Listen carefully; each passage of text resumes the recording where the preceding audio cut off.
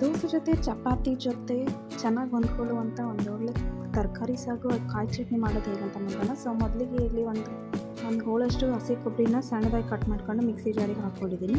ಇದ್ರ ಜೊತೆ ಒಂದು ಸ್ವಲ್ಪ ಹುರುಗಡ್ಲೆ ಹಾಕೋಬೇಕು. ಹಾಗೆ ಒಂದು ಗಡ್ಡೆ ಬೆಳ್ಳುಳ್ಳಿನ ಸುಲಿದು ಹಾಕ್ಕೊಂಡಿದ್ದೀನಿ.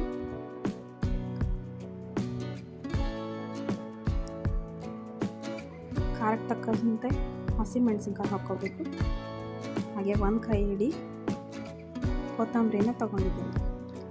ರುಚಿಗೆ ತಕ್ಕಷ್ಟು ಉಪ್ಪನ್ನು ಹಾಕೊಳ್ಳೋಣ. ಒಂದು ಸ್ವಲ್ಪ ಹುಣಸೆ ಹುಳಿನ ಇಟ್ಕೋಬೇಕು. ಇದೆಲ್ಲನೂ ಮಿಕ್ಸಿ ಮಾಡ್ಕೋಬೇಕು. ಮಿಕ್ಸಿ ಮಾಡಿದಂಥ ಚಟ್ನಿನ ಒಂದು ಬೌಲಿಗೆ ಎತ್ತಿಟ್ಕೊಳ್ಳೋಣ. ಒಂದು ಸ್ವಲ್ಪ ಚಟ್ನಿನ ಮಿಕ್ಸಿ ಜಾರಲ್ಲೇ ಉಳಿಸಿ ಇನ್ನೊಂದು ಸ್ವಲ್ಪ ನೀರು ಹಾಕಿ ನುಣ್ಣಗೆ ರುಬ್ಕೋಬೇಕು. ಸಾಗಿಗೆ ಬೇಕಾಗುತ್ತೆ. ನಾವೀಗ ಚಟ್ನಿಗೆ ಒಗ್ಗರಣೆ ಕೊಡೋಣ. 1-2 ಸ್ಪೂನಷ್ಟು ಆಯಿಲ್ ಹಾಕ್ಕೊಂಡು ಅದಕ್ಕೆ 1 ಸ್ಪೂನಷ್ಟು ಜೀರಿಗೆ, 1 ಸ್ಪೂನಷ್ಟು ಸಾಸಿವೆನ ಹಾಕ್ಕೊಂಡು ಒಂದು ಸ್ವಲ್ಪ ಉದ್ದಿನಬೇಳೆನೂ ಹಾಕ್ಕೋಬೇಕು.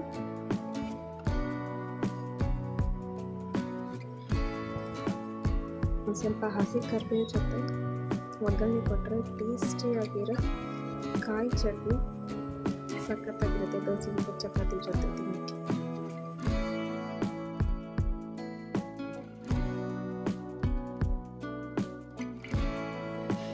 ಇವಾಗ ತರಕಾರಿ ಸಾಗು ಮಾಡೋದು ಹೇಗಂತ ನೋಡೋಣ. ಒಂದು ಕುಕ್ಕರ್ನ ಬಿಸಿ ಮಾಡಿಕೊಂಡು 1-2 ಸ್ಪೂನಷ್ಟು ಎಣ್ಣೆನ ಹಾಕ್ಕೋಬೇಕು. ಎಣ್ಣೆ ಬಿಸಿ ಆದ ನಂತರ 1 ಸ್ಪೂನಷ್ಟು ಸಾಸಿವೆ, 1 ಸ್ಪೂನಷ್ಟು ಜೀರಿಗೆನ ಹಾಕ್ಕೋಬೇಕು. ಜೀರಿಗೆ ಸಾಸಿವೆ ಫ್ರೈ ಆದಮೇಲೆ ಒಂದು ದೊಡ್ಡದಾದ ಈರುಳ್ಳಿನ ಹೆಚ್ಚಿಟ್ಕೊಂಡು ಅದನ್ನು ಹಾಕ್ಕೊಂಡಿದ್ದೀನಿ. ಈರುಳ್ಳಿನ ಚೆನ್ನಾಗಿ ಫ್ರೈ ಮಾಡ್ಕೋಬೇಕು.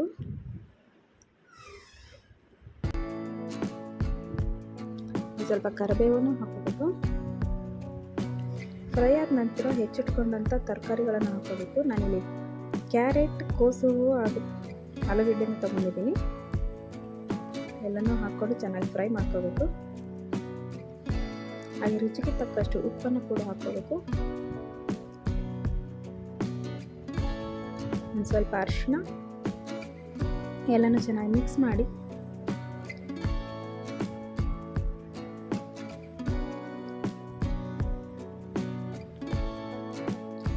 ಒಂದು ಸ್ವಲ್ಪ ಟೊಮ್ಯಾಟೊನೂ ಹಾಕಬೇಕು.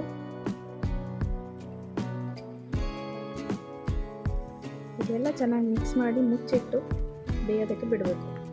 ಒಂದು 5 ನಿಮಿಷ ಬೇಯ್ದ ನಂತರ ತರಕಾರಿ ಎಲ್ಲ ಚೆನ್ನಾಗಿ ಸಾಫ್ಟ್ ಆಗಿರುತ್ತೆ. ಇದಕ್ಕೆ ನಾವು ರುಬ್ಬಿಟ್ಕೊಂಡಂಥ ಕೊಬ್ಬರಿ ಹಾಗೂ ಹುರುಗಡ್ಲೆ ಮಿಶ್ರಣ ಹಾಕ್ಕೊಳ್ತಿದ್ದೀನಿ.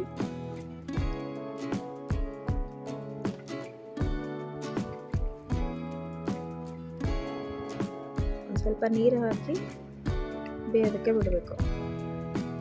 ಒಂದು ಸ್ವಲ್ಪ ಕೊತ್ತಂಬರಿನೂ ಕಟ್ ಮಾಡಿ ಹಾಕ್ಕೊಂಡು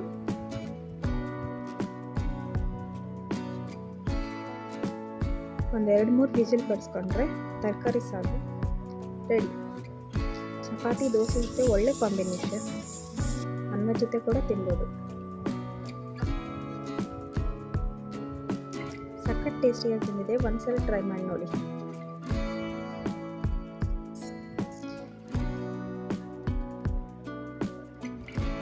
ಈಸಿಯಾಗಿ ಚಟ್ನಿ ಹಾಗೂ ವೆಜ್ ಸಾಗನ್ನು ಒಂದ್ಸಲ ಟ್ರೈ ಮಾಡಿ.